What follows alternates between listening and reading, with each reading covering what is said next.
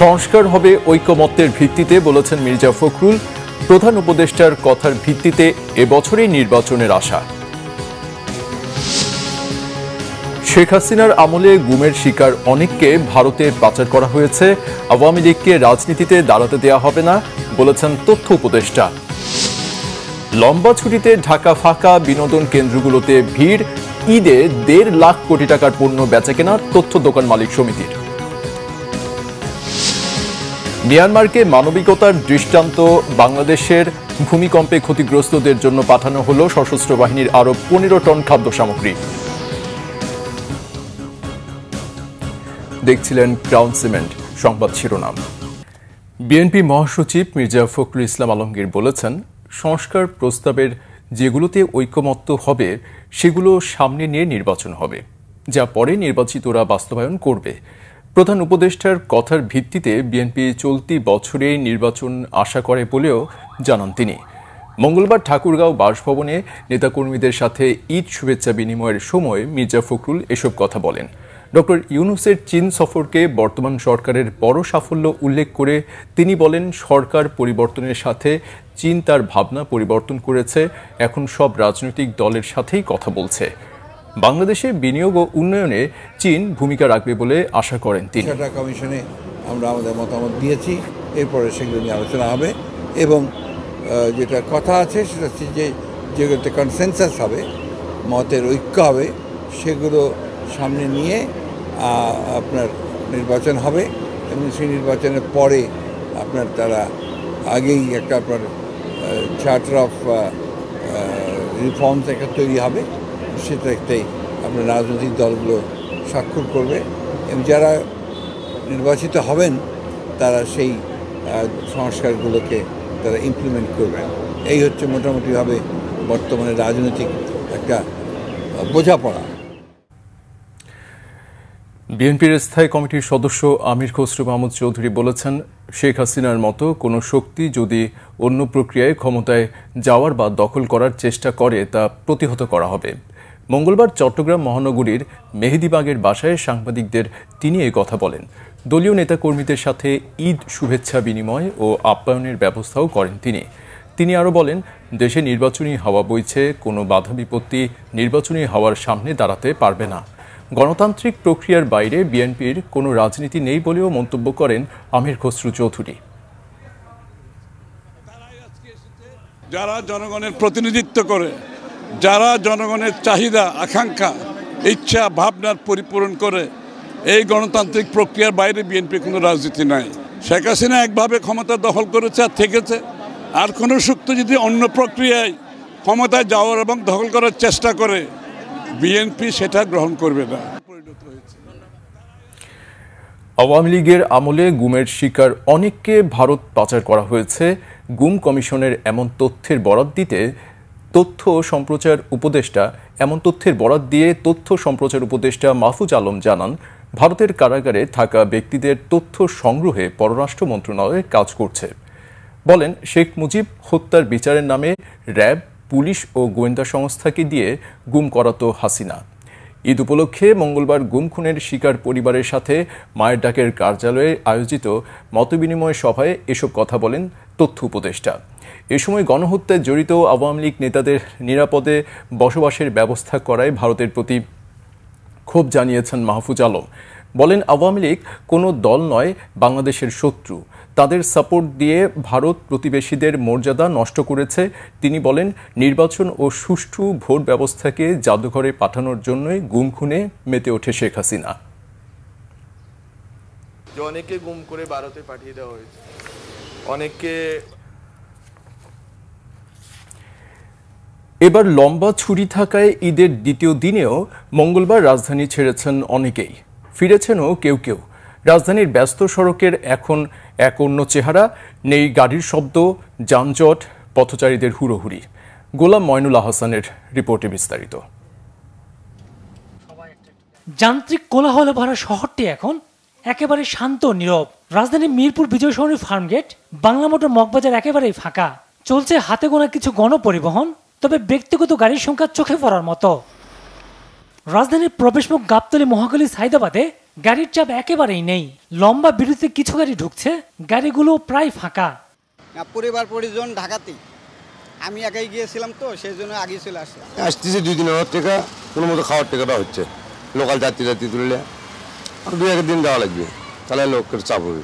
এদিকে কমলাপুরে রাজধানী ফেরা মানুষের সংখ্যা নেহাত কম, বিপরীতে রাজধানী ছাড়া মানুষের সংখ্যা উল্লেখযোগ্য। ভাই বোনের সাথে দেখা করতে যাচ্ছি, ভাই বোন, মামা মামি, নানা নানি সবার সাথে দেখা করতে যাচ্ছি।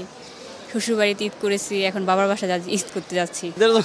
আমার বাড়িতে কাজ আছে এর জন্য। ওরা ঈদের আগে যাইতে পারে নাই, ভিড়ের কারণে যাইতে চায় না। আর আমি যাচ্ছি, আমার মা আছে, মার সাথে দেখা করবো, আরও সঙ্গীত কাজ আছে সংসারিক, এই জন্য যাচ্ছি। এই শহরের জীবনে থাকতে থাকতে এত ব্যস্ততার জীবন, গ্রামের প্রকৃতির স্বাদ নিতে যাচ্ছি আর কি।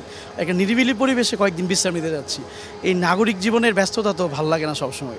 মূলত ঢাকার আশেপাশের জেলার মানুষই বেশি ফিরছেন রাজধানীতে। গোলাম মইনুল্লাহ হাসান, বাংলা ভিশন, ঢাকা। উৎসবে রাজধানীবাসীর বিনোদনের অন্যতম অনুষঙ্গ মেট্রো রেল। নিরাপদ এবং পরিচ্ছন্ন হওয়ায় রাজধানীর বাইরে থেকেও অনেকে এসেছেন এই ট্রেনে চড়তে। পরিবারের সব সদস্যকে নিয়ে একসাথে ভ্রমণ করতে পারায় অনেকের পছন্দের শীর্ষে বাহনটি। তবে টিকিট বিড়ম্বনাও ছিল চোখে পড়ার মতো। বিস্তারিত মামুন আবদুল্লাহর রিপোর্টে। কোটি বাসিন্দার ছোট্ট এই রাজধানীতে হাতে গোনা 2-1টি বিনোদন কেন্দ্র ছাড়া উল্লেখ করার মতো নেই তেমন স্পট।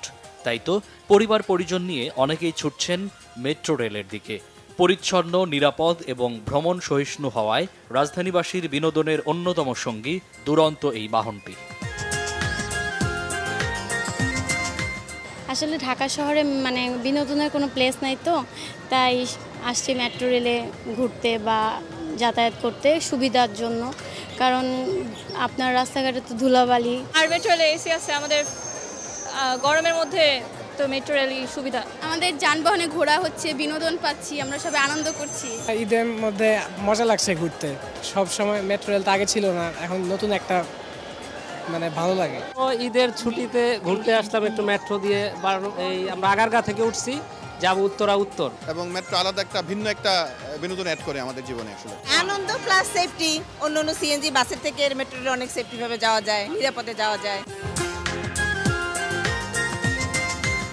মেট্রো রেলের টিকিট কাউন্টারের ভিড়ই বলে দেয় কতটা জনপ্রিয় এই বাহন। রাজধানীবাসী তো বটেই, দেশের বিভিন্ন প্রান্ত থেকেও অনেকে এসেছেন শখ পূরণে। পরিবারের ছোটদের বায়না মেটাতেও অনেকের আগমন উন্নত বিশ্বের এই দ্রুতগতির বাহনে। বিনোদনের একটি অংশ, এবং বাচ্চারা মেট্রো রেল দেখতে পছন্দ করে। ও বাসার থেকে বলতেছিল যে মেট্রো রেলে গেলে ওর ট্রেন খুব পছন্দ করে। মূল কথা এখানে নতুন আছে, আজকে আমার বাচ্চা নিয়েছি, মা আছে, এগুলো নিয়ে আসছি ঘোরার জন্য। আর দেখি কি অবস্থা, আজকে প্রথম চট্টগ্রাম থেকে আসছি আর দেখার জন্য। এই নাতনি লই আইছি, মেয়ে লই আইছি, জামাই নিয়ে আসছি, এগুলো একটু ঘোরাফেরা করবো আর কি। খুবই ভালো লাগছে। আমাদের বাংলাদেশে এমন একটা উন্নত দেখে আমরা খুবই খুশি যে যানবাহনে খুবই সহজ হয়ে গেছে মানুষের জীবনে। দেশে এটা ছিল না, এখন আমাদের এটা নতুন, তাই আমরা মনে করি এটা একটা উপভোগের বিষয়। আমরা খুব আনন্দ পাই এটাতে, বিশেষ করে বাচ্চারা খুব বেশি আনন্দ পায়। অনেকেরই প্রথম অভিজ্ঞতা মেট্রো রেলের ভ্রমণ, তাই তো মুহূর্তটি ফ্রেমবন্দি করতেও ভোলেননি তারা। তবে টিকিট কাটতে নতুনদের কিছুটা বেগ পেতে হলেও টাকা ভাঙতি বিড়ম্বনায় পড়েন অনেকে। সিস্টেমটা আমি দেশের বাইরেও ইউজ করছি, এটা খুবই বিরক্তিকর। কারণ ওদের কাছে যদি ভাঙতি নাই থাকে, তো সেক্ষেত্রে কেনই বা তারা এখানে কোনো কিছু উল্লেখ করতেছে না। এটা তো এক ধরনের ভোগান্তি বলা যায়। নতুন করে টিকিট কাটতে গেলে দেখা যায় যে একটু প্রবলেমে পড়তে হয়, অনেক লাইন থাকে। এখন ঈদের সময় তো মেট্রোর একটু ভিড় থাকবেই। আজকে প্রথম সময়ের জন্য ওঠা হয় না, ভালো লাগছে। বিপুল সংখ্যক জনগোষ্ঠীর এই রাজধানীতে বিনোদনের আরও বেশি স্পট তৈরি করতে হবে, এমনটাই প্রত্যাশা সচেতন নগরবাসীর।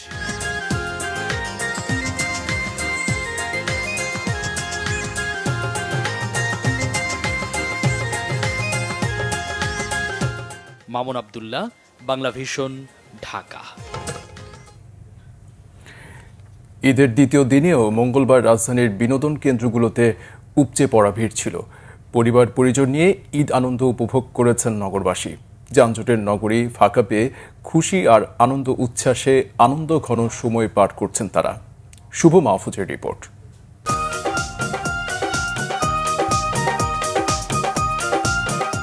ঈদ মানেই আনন্দ, ঈদ মানেই উচ্ছ্বাস। তাই ঈদের আনন্দকে উপভোগ করতে পরিবার পরিজন নিয়ে অনেকেই এসেছেন লালবাগ কেল্লায়। উচ্ছ্বাসের কমতি ছিল না কারোর মাঝেই। প্রচণ্ড ভিড় ছিল টিকিট কাউন্টারেও। দীর্ঘক্ষণ অপেক্ষা করে লাইন ধরে টিকিট সংগ্রহ করেছেন বিনোদন প্রেমীরা। খুবই ভালো এবং খুবই আনন্দময় ঈদ কাটালাম। সবাইকে ঈদ মোবারক। ঈদ উপলক্ষে আমরা আসলাম, খোলামেলা পরিবেশ, একটু বাতাস আছে, খুব ভালো লাগতেছে। ফ্রি সময়টা আমাদের জন্য অনেক উপভোগ্য। ফ্রেন্ড সার্কেল নিয়ে আসছি, বন্ধুদের নিয়ে আসছি, ভালো দিন সময় যাচ্ছে। যানজটের ব্যস্ত নগরীতে চাইলেও ঘোরা যায় না, তাই ঈদের এই সময়টাকেই বেছে নিয়েছেন অনেকে। কর্মজীবনে আমরা সময় পাই না, দীর্ঘ 9 দিন বন্ধ পাওয়ানে আমরা ঘুরতে আসছি, অনেকটাই ভালো লাগে। এসএসসি পরীক্ষা এই কারণে যাই নাই, এখন ঢাকাতে ঘুরতেছি, একটু সময়টা কাটাইতেছি, বাচ্চাদেরকে নিয়ে একটু মাইন্ড ফ্রেশ করা আর কি। আসলে নিজেদের মধ্যে সময় দেওয়া হয় না, সো এই অকেশনগুলো একটু আমাদের সময়। খুব আনন্দ লাগতেছে যে আমরা সবাই একসাথে আমরা এখানে ঘুরতে আসছি। ঈদের আমেজে হই হুল্লোড় করে সময় কাটাচ্ছে আনন্দপ্রেমী শিশুরাও। ঈদের দিন সব জায়গায় ঘুরতে গেছি, আজকে লালবাগ কেল্লায় ঘুরতে এসেছি আমরা। ঈদ মুবারক। বন্ধুদের বাসায় গিয়েছি, চাচুর বাসায় গিয়েছি, হাতের ঝিল ঘুরেছি, অনেক মজা করেছি। লালবাগ কেল্লায় আসছি ঘুরতে, খুব আনন্দ করলাম। এদিকে আইসা বন্ধুরা আছে আমাদের, ওদের সাথে খুব মজা করলাম। এদিকে ঈদ উপলক্ষে প্রতিবারের ন্যায় এবারও রাজধানীর হাজারীবাগে ঈদ আনন্দ র্যালি বের করে friends club of Los Angeles. Shubho Mahfuz, Bangla vision, Dhaka. মিয়ানমারের ভূমিকম্পে ক্ষতিগ্রস্তদের জন্য বাংলাদেশ সেনাবাহিনীর পাঠানো আরও 15 টন খাদ্য মিয়ানমারের রাজধানী নেপিদোতে পৌঁছেছে। বাংলাদেশ সেনাবাহিনীর একটি ও বিমান বাহিনীর 2টি পরিবহন বিমানে এসব মানবিক সহায়তা পাঠানো হয়। এর মধ্যে রয়েছে উদ্ধার সরঞ্জামাদি সহ একটি উদ্ধারকারী দল এবং জরুরি ওষুধ সামগ্রী সহ আরেকটি চিকিৎসক দল। এর আগে মঙ্গলবার সকালে মিয়ানমারের রাজধানী নেপিদোর উদ্দেশ্যে যাত্রার আগে কুর্মিটোলা বিমানবন্দরে এক ব্রিফিংয়ে এসব তথ্য জানানো হয়। 55 সদস্যের উদ্ধার অভিযান ও জরুরি চিকিৎসায় সহায়তাকারী দলের নেতৃত্ব দিচ্ছেন সেনাবাহিনীর কর্নেল মোহাম্মদ শামীম ইফতেখার। প্রতিবেশী মিয়ানমারের ক্রান্তিকালে বাংলাদেশ সরকারের এই মানবিক উদ্যোগ বাংলাদেশের সুপ্রতিবেশী সুলভ আচরণ প্রকাশ করে। এর মাধ্যমে মিয়ানমারের ক্ষতিগ্রস্তদের দুর্ভোগ কমানোর পাশাপাশি দুই প্রতিবেশী দেশের সরকার ও জনগণের পারস্পরিক আস্থা ও বিশ্বাস বাড়াতে সহায়ক ভূমিকা রাখবে। আগামীতে সরকারের নির্দেশে যে কোনো প্রয়োজনে বাংলাদেশ সশস্ত্র বাহিনী আত্মনিয়োগের জন্য সদা অঙ্গীকারাবদ্ধ। এর আগেও সেনাবাহিনী ও বিমান বাহিনীর 2টি বিমানে 16 টনের বেশি খাদ্য সামগ্রী ও জরুরি সহায়তা পাঠিয়েছে বাংলাদেশ। নতুন পোশাক ও জুয়েলারি থেকে শুরু করে ঈদে ব্যবহার্য পণ্য সব মিলিয়ে এবারের ঈদে প্রায় 1.5 লাখ কোটি টাকার লেনদেন হয়েছে, এমন ধারণা বাংলাদেশ দোকান ব্যবসায়ী মালিক সমিতির। তাদের দাবি, পরিবর্তিত পরিস্থিতির কারণে গতবারের তুলনায় এবারের ঈদে লেনদেন কমেছে প্রায় 20%। আরও জানাচ্ছেন জিয়াউল হক সবুজ। ঈদের মতো উৎসব পার্বণের অন্যতম অনুষঙ্গ নতুন পোশাক। সামর্থ্য বুঝে নতুন পোশাকের খোঁজে ব্র্যান্ড বা নন ব্র্যান্ড দোকানে ভিড় করেন উৎসবপ্রিয় মানুষ। নতুন পোশাক শুধু নয়, জুয়েলারি বা ইলেকট্রনিক্স পণ্যের দোকানেও ঢু মারেন অনেকে। ঈদ উদযাপনে ঘরমুখো যাত্রার পাশাপাশি বিদেশেও পাড়ি জমান অনেকে। সব মিলিয়ে এবারের ঈদে অন্তত 1.5 লাখ কোটি টাকার লেনদেন হয়েছে, এমন ধারণা ব্যবসায়ীদের।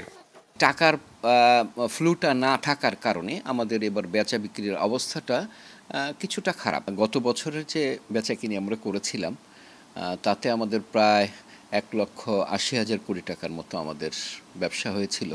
তো এবার এই পরিবর্তিত অবস্থার কারণে আমাদের কিছুটা কম আমাদের হয়েছে, প্রায় 30 থেকে 40 হাজার কোটি টাকা আমাদের কম হয়েছে। তাতে আমাদের 1,20,000 থেকে 1.5 লাখ কোটি টাকা আমাদের এবারের ব্যবসা হয়েছে।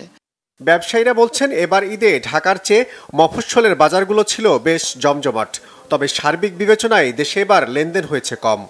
একটা কারণ হতে পারে যে মানুষের মূল্যস্ফীতির কারণে মানুষের কাছে টাকা নেই, পর্যাপ্ত টাকা নেই।